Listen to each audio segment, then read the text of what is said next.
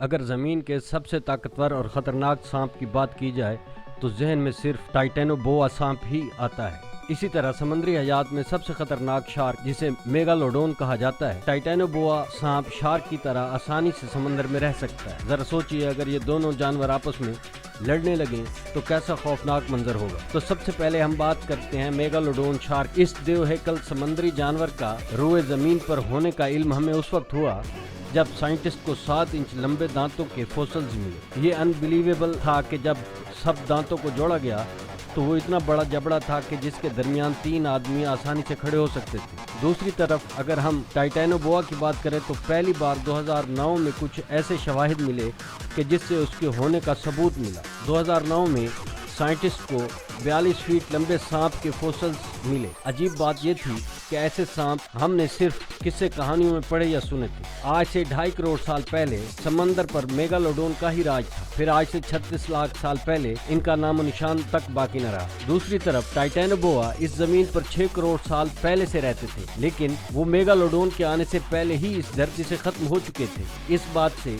ये तो तय है कि उनकी आपस में लड़ाई कभी नहीं हुई। लेकिन सोचा तो जा सकता है कि जमीन के सबसे बड़े सांप और समंदर की सबसे बड़ी शार्क की अगर आपस में लड़ाई होती तो क्या होता। अब अपनी राय जरूर कमेंट कीजिएगा। अब आते हैं मेन टॉपिक पर। मेगालोडोन की लंबाई तकरीबन 18 मीटर यानी ये 60 फुट लंबी मछली थी। यानी आज की सबसे बड़ी द ग्रेट व्हाइट शार्क से 40 फुट लंबी थी। मेगालोडोन शार्क के जबड़े 3 मीटर और इसमें 270 दांत थे। उनकी लंबाई 3 से 7 फीट। ये शार्क अपने शिकार पर हमला सामने की बजाय साइड से करती थी। मेगालोडोन जब किसी शिकार को अपने मुंह में दबोचती तो उसका प्रेशर 10 टन के करीब होता था, जो किसी भी किस्म के कछुए को आसानी से तोड़ सकते। समंदर में रहने वाली ये शार्क तेज रफ्तारी में भी अपनी मिसाल आपकी, क्योंकि कोई भी शार्क समंदर में 22 मील फी घंटा अगर तैर पाए तो ये मजाक नहीं है। वहीं टाइटेनोबोआ के आने से पहले तक तो जाइगांटोफिश को सबसे बड़ा सांप माना जाता है, जिसकी लंबाई 10 मीटर यानी 33 फुट के होते थे। वहीं टाइटेनोबोआ के आने से पहले तक तो जाइग माना जाता रहा, जिसकी लंबाई 10 मीटर यानी 33 फुट के होते थे। साइंसदानों का दावा था कि जमीनी तारीख में इससे बड़ा सांप हो ही नहीं सकता। लेकिन जब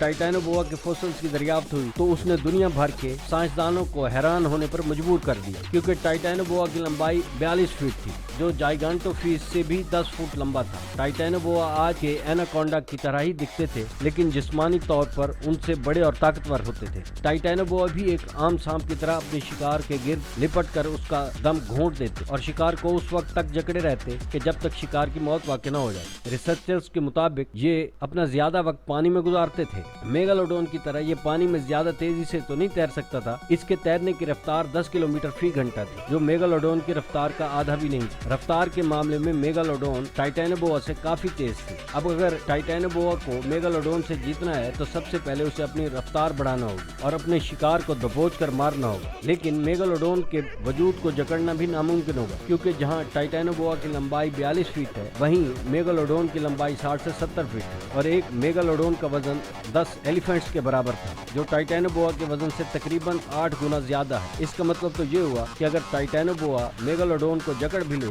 तो उसे मार पाना नामुमकिन सी बात, क्योंकि ऐसी जकड़ को तोड़ना मेगालोडोन के लिए आम सी बात। इस लड़ाई में अगर देखा जाए तो टाइटेनोबोआ की लंबाई ही उसके लिए सबसे बड़ा डिसएडवांटेज हो सकता था, क्योंकि इतना बड़ा साइज होने की वजह से मेगालोडोन के लिए उसे पकड़ना बहुत आसान था। इसी तरह मेगालोडोन उसके जिस्म को आसानी से पकड़ सकता था और इस कंडीशन में टाइटेनोबोआ कुछ भी ना कर सकता। जबकि वीडियो के शुरू में आपको बताया था कि मेगालोडोन की फाइटिंग फोर्स 10 टन के आसपास, और अगर गलती से भी टाइटेनोबोआ एक बार ही सही मेगालोडोन के जबड़े में आ जाता तो पलक झपकते ही उसके जिस्म के टुकड़े टुकड़े हो जाने। इसी तरह सालिम टाइटेनोबोआ को खाने के बाद भी मेगालोडोन का पेट ना भर। उम्मीद है इस इंफॉर्मेशन से आपका कॉन्सेप्ट क्लियर हो गया होगा कि इन दोनों की लड़ाई में कौन जीत। लेकिन हमें आपकी राय की भी जरूरत होगी, जिसे आप कमेंट में लिख सकते हैं।